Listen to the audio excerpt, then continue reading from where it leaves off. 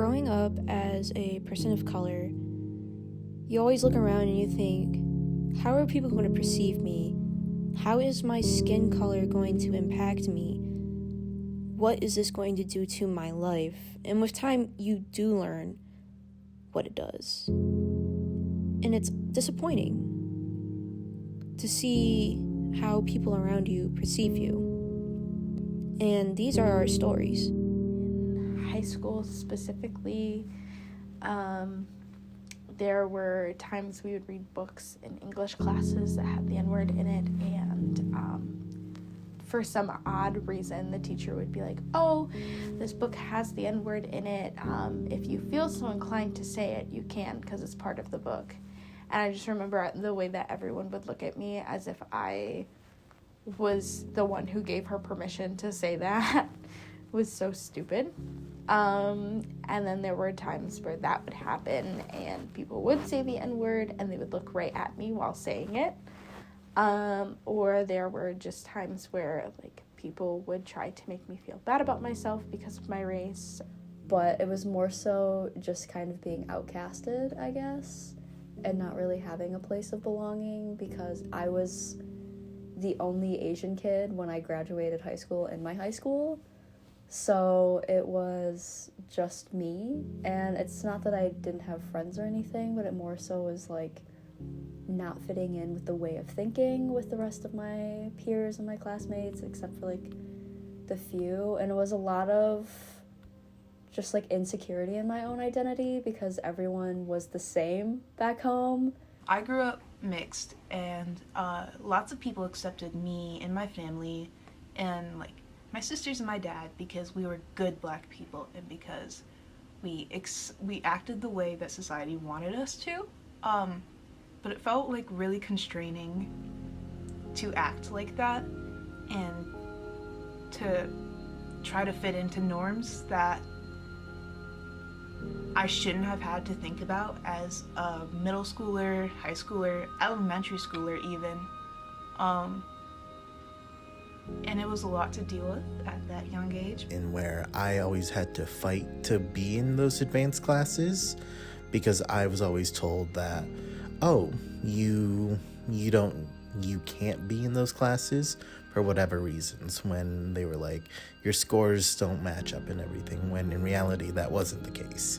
They had favoritism for sure, where they would put some students in those higher ed classes, but I had better scores than them because we would talk about it and we brought it up. We were like, I have a better score than him. What seems to be the deal? So I always had to fight for those opportunities, and that is something I don't want other people to have to fight for. But definitely when I've been in spaces before, my mom's old friends, they all spoke Spanish. They all were even if they were if their kids were mixed, they really still hold in their household really held to the Mexican traditions, while for me it's kind of I've kind of grown up to be Americanized, and my mom will tell me about traditions and things, but it's just kind of they've kind of just been regurgitated rather than being the full real thing. And so it's just kind of I've been fighting for understanding my culture for so long that it's just at this point I don't know if it's gonna be enough anymore. So yeah. And we all were just kind of talking about our families and stuff we did, and I remember it came to me and someone was like, Darnasia, how's it living with your mom, just your mom? And I kind of just looked at them and I was like, what do you mean just my mom? And they're like, well, yeah, I'm just assuming your dad's not there.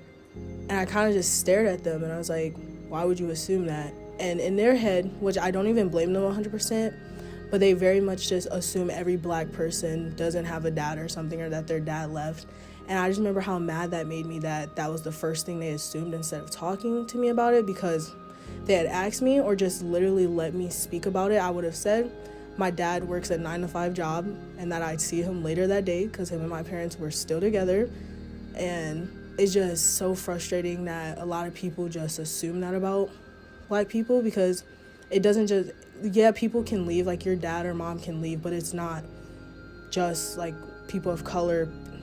I've noticed that it was really highly upsetting is not having that support from other Black women or being or having colorism against you is a big thing as well, because I'm dark skinned as well. So because of that, naturally, people look down on me even more, or I'm hypersexualized, which is really hard.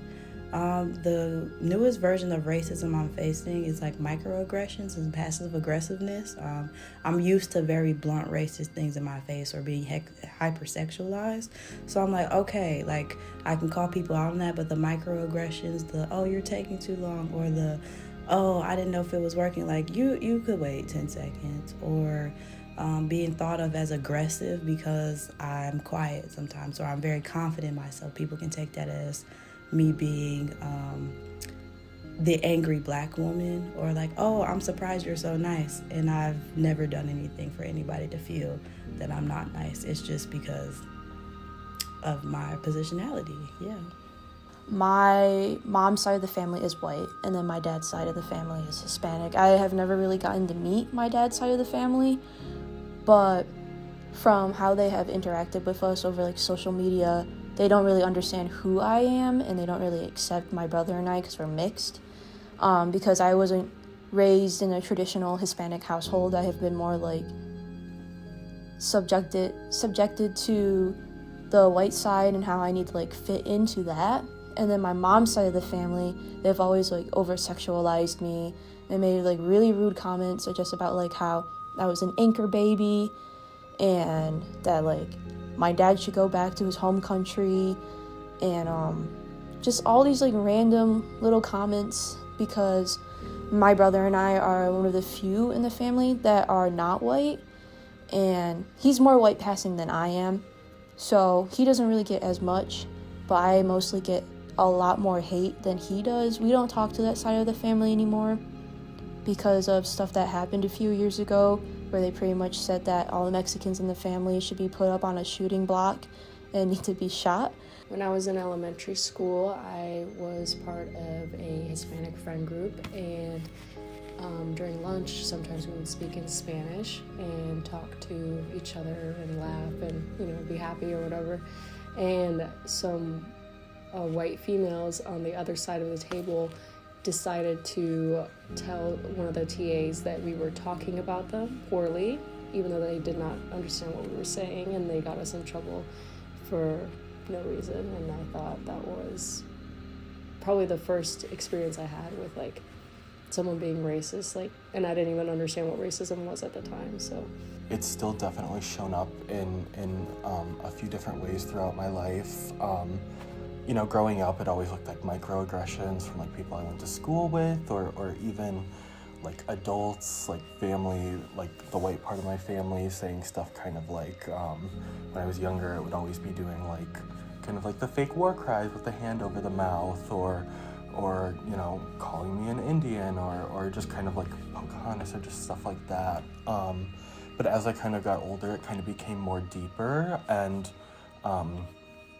kind of more on like a systemic level. So it became like asking me like, do I get free money? Do I not pay taxes? Do I not, do all of these things, all of these kind of like stereotypes that are untrue and are so harmful because people believe like these things that are untrue and think that is kind of unfair. This is who we are, and we cannot change that.